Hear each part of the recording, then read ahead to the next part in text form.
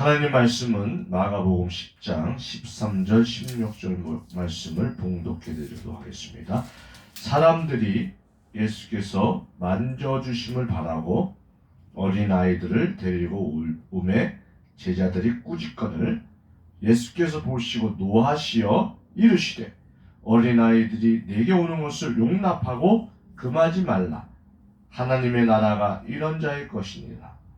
내가 진실로 너희에게 이르노니 누구든지 하나님의 나라를 어린아이같이 받들지 않는 자는 결단코 그곳에 들어가지 못하리라 하시고 그 어린아이들을 안고 그들 위에 안수하시고 축복하시니라. 아멘. 오늘은 예수님이 어린아이들을 축복하시다라는 말씀을 가지고 은혜를 나누고자 합니다. 오늘은 어린이 주일입니다. 올해가 어린이날이 제정된 지 100주년이 되는 해라고 합니다. 어린이날 하면은 이런 노래가 생각나죠? 5월은 푸르구나 우리들은 자라한다. 오늘은 어린이날 우리들 세상. 어린이날 노래가 떠오릅니다. 지금도 불리는지 모르겠지만 여하튼 우리 시대 때는 이 노래를 부르곤 했습니다. 여러분들의 어린이날은 어떠했습니까? 제 기억에는 어린이날이 매우 특별하였습니다. 왜냐하면 흥분되고 또 기다려지는 그런 하루였습니다. 왜냐? 부모님께서 음식을 사줬어요. 옛날에는 짜장면 하나면 아주 끝내줍니다. 그거 먹으려고 그 다음날 아마 그 전날 잠도 못 잤습니다. 그리고 또 어린이 되면은 연례 행사처럼 옷도 한 벌 사줘요. 옷가게 가서. 그리고 용돈도 받습니다.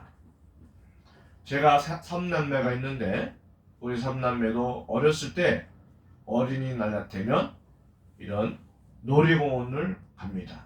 또한 패밀리 레스토랑 가서 식사도 합니다. 그리고 우리 자녀들이 원하는 선물도 사줍니다. 그리고 용돈도 줍니다. 그렇습니다. 어린이날은 이렇게 좋은 날입니다. 아이들이 기다려지는 날입니다. 어린이날 노래는 이러한데 정말로 이 시대의 어린이들이 우리들 세상을 마음껏 외치는 그런 세상일까요?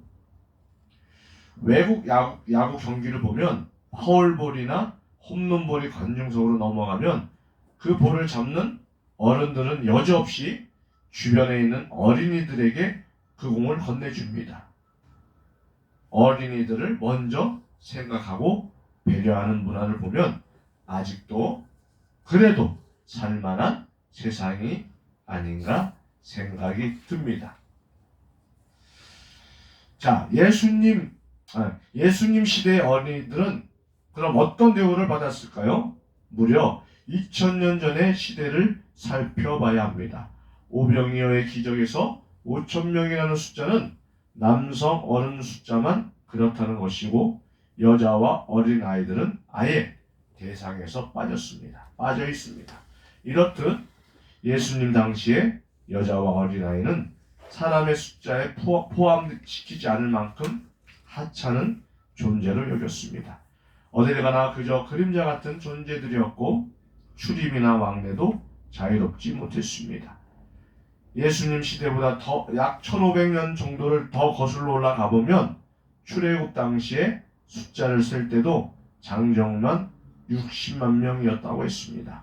이 당시에도 여자와 어린아이들은 계수 대상에서조차 빠져 있었습니다. 민수기에서 이스라엘 백성들에 대한 전수 인구 조사를 할 때도 여자들과 20세 이하의 청소년과 어린이들 그리고 전쟁에 나가지 못하는 노인들은 숫자에서 제외되었습니다. 아브라함 시대부터 예수님 시대까지 약 2000년 동안 어린아이들은 그저 잊혀진 존재들 뿐이었습니다. 이뿐만 아닙니다. 레위기 18장 21절에 보면 너는 결단코 자녀를 몰렉에게 주어 불로 통과하게 함으로 내 하나님의 이름을 욕되게 하지 말라. 나는 여호와이니라고 했습니다. 몰렉은 암몬 족속이 신으로 숨기는 우상으로 어린아이들을 불로 지나가게 하거나 불에 달군 기둥 위로 걷게 하는 잔인한 인신제사를 드렸습니다. 레위기 10장에서도 이스라엘 자손이든지 이스라엘 거류하는 거류민이든지 그의 자식을 몰렉에게 주면 반드시 죽이라고 20장 2절에 말씀하시면서 하나님은 인신제사를 결단코 허용하지 않으셨습니다. 그런 자들을 반드시 죽이겠다고 엄중히 경고하셨습니다. 그래요. 그 어린아이들이 인권이 보장돼야 돼요. 인권 유린하면 안 됩니다. 얼마 전인 아니죠. 좀 시간이 됐지만 정인이 사건 알죠? 그것도 얼마나 인권 유린입니까? 입양해가지고 그렇게 아기를 잔혹하게 때리고 구타하고 부검해 보니까 아주 그냥 그 아내가 의사가 말하는데 아내가 만신창이 됐다고 합니다. 3살짜리 아이들. 또 그 입양한 부모님의 부모는 목회자들이래요. 얼마나 참 인간이 잔혹하면 그렇게 3살박이 아이를 가혹행위함으로 죽게 만드냐 이것입니다. 우리 마음속에는 항상 누가? 마귀들이 가만두지 않아요. 우리의 약점을 통해서 사람을 살인자로 만들어요. 살인자. 무서운 겁니다. 그래서 하나님께서도 인신제사를 허용하면 결단코 죽이겠다고 하나님께서 약속의 말씀을 했는데도 인신제사를 하는 사람들이 있다는 것입니다. 그게 누구냐면 바로 북이스라엘 마지막 왕인 호세아는 자기 자녀를 불 가운데로 지나가게 했습니다. 또 남유다의 12번째 왕인 아하스와 14번째 왕인 므낫세도 자기 아들을 불 가운데로 지나가게 했습니다. 왕이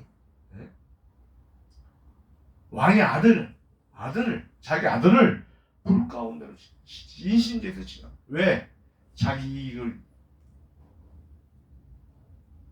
가지기 위해서. 또 자기가 왕으로 영원히 남기 위해서. 그 권력을 차지하기 위해서. 이런 무서운 행위를 했다는 사실입니다. 지금도 마찬가지예요. 그 어린아이들을 어떻게 합니까? 외국에서는 또 우리나라도 마찬가지로 매춘부로 막 팔잖아요. 그런 식으로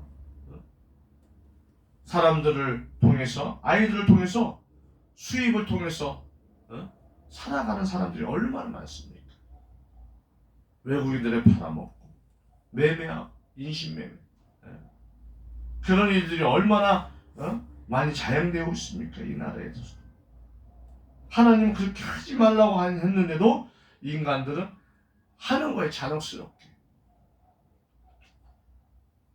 하나님이 특별히 선택하신 이스라엘 민족의 12지파 전체에서 어린 자녀들을 우상의 제물로 바치는 끔찍한 일들이 서슴없이 자행되었습니다.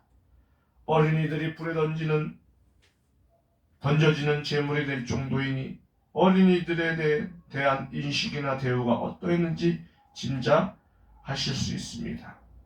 예수님 당시뿐만 아니라 그 이전 세대에서는 어린이들의 인격권은 전혀 보장받지 못했습니다.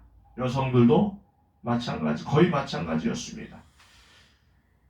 이런 시대적 배경하에 우리 예수님이 사역을 하셨습니다. 아시는 것처럼 예수님은 유대인들이 접촉을 기피하던 대상인 사마리아 사람들을 만나 주셨고, 남자들의 소유물 지급을 받던 여자들을 만나 주셨고, 저주받아서 장애를 겪고 있다고 여겼던 병자들을 만나 주셨고, 민족을 팔아먹는 배신자들이라고 불렸던 세리들을 만나 주셨습니다.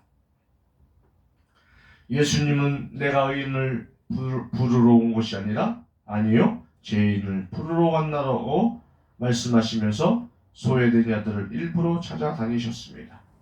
이런 사역을 하셨기에 예수님이 보호받지 못하고 대여받지도 못하는 어린아이들에게 어떤 생각을 가지고 계셨는지 짐작하고도 남습니다. 본문 13절을 읽어드립니다. 사람들이 예수께서 만져주심을 바라고 어린아이들을 데리고 오매 제자들이 꾸짖거늘. 아멘. 만져주심을 바라고라는 말씀을 병행 본문인 마태복음에서는 안수하고 기도해 주심을 바라고 마태복음 19장 13절에 말씀하고 있습니다. 부모님들은 자기 자녀들이 예수님께 나아가 축복기도 받기를 원했던 것입니다.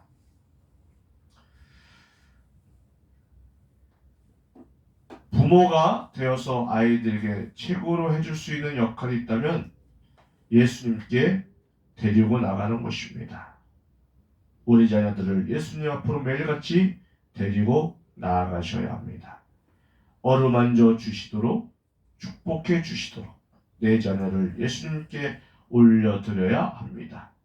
정말 자녀를 사랑하는 부모라면 일평생 이 하나의 목표를 가지고 열심을 내시면 자식 농사 다 지은 겁니다. 반면 이것 하나를 제대로 못하시면 자식 농사는 계속 하셔야 합니다.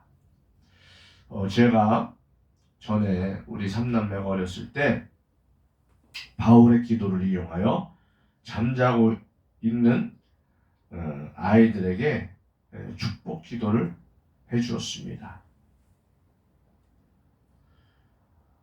우리 하나님은 자녀를 위해 심는 기도에 대해서는 반드시 열매를 맺도록 역사하십니다. 자녀의 미래는 부모의 기도에 달려 있다는 것을 부모님들은 잊지 마십시오.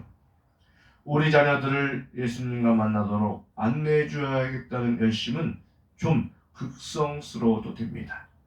자녀를 위해 기도하기를 쉬지 말고 우리 자녀들이 일생에 단 한 번만이라도 제대로 예수님을 만나는 경험을 하게 해달라고 극성을 피우시는 부모님들이 되시기를 바랍니다.